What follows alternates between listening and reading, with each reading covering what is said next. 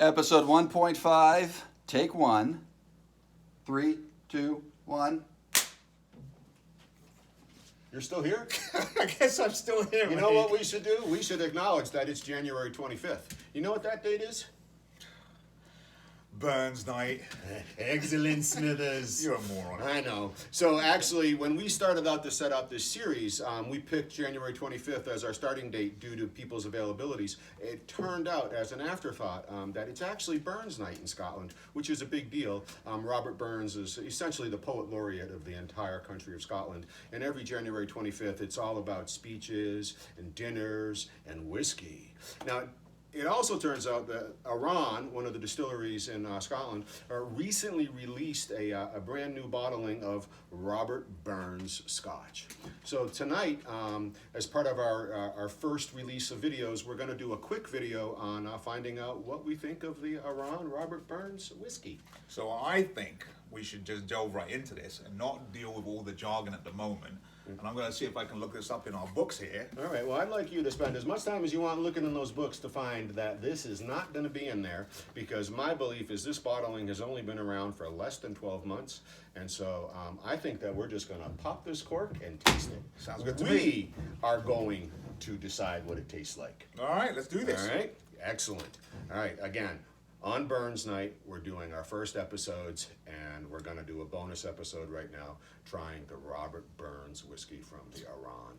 Now, I'm quickly going to look and see, this is a no-age statement. So just real quick, what that means is essentially to be a Scots whiskey, the entire process has to take place in Scotland, and it has to age for at least 3 years. So we know that much about this whiskey. Beyond that, we don't know a whole lot. So just for a quick one, when it says 3 years, when people see a 12-year-old or 15-year-old and it's been sitting around on the shelf for 3 years, is that 3 years added to that 15 or 12? No, whiskey only ages in the barrel. Once it enters a glass vessel, there is no more flavor profiling, no more adding to color, except, of course, that if it spends a lot of time in sunshine, then it's going to degrade. All right. But there is no benefit to the whiskey in the glass other than that's where it's stored. So first off, we're going to try it neat like we did in our first episode, and then we're going to see if we need to put some ice in it, but we're going to describe what it tastes like.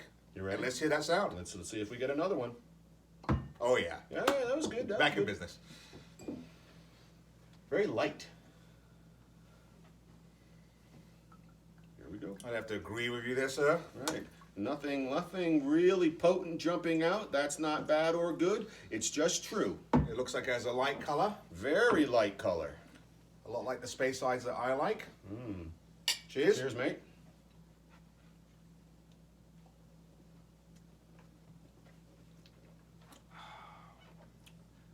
Well, that's rather refreshing. I could drink that. Yeah, it turns out we are drinking that. We are going to drink We it. are drinking that. It really went down pretty easy. Yeah, very, very smooth.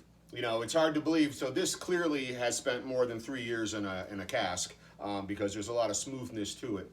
I'm not going to hazard a guess to how many years I think, but I mean, clearly we're not talking about 15 or 20. We're probably in the 8 to 11 years if I were a guessing man. Yeah, it's probably a good example of what a Scotch should taste like. If you're first time trying it, very easy going. A little heat on the backside of the palate. Right. There is some heat. I would agree with you there. There is some heat. Easy going aroma. Does well in my mustache. Oh, I'm sure there's a few things that do well in your mustache. I'm going to get some ice. I bit my tongue just there, just so you know. All right. And again, the ice is also really cooling the drink down, but you know, as ice does. But really, it's about as the ice turns into water, seeing if we open up some new flavor profiles, or perhaps in this case, maybe cool down a little bit of that heat. Though I'm not, saying we needed to.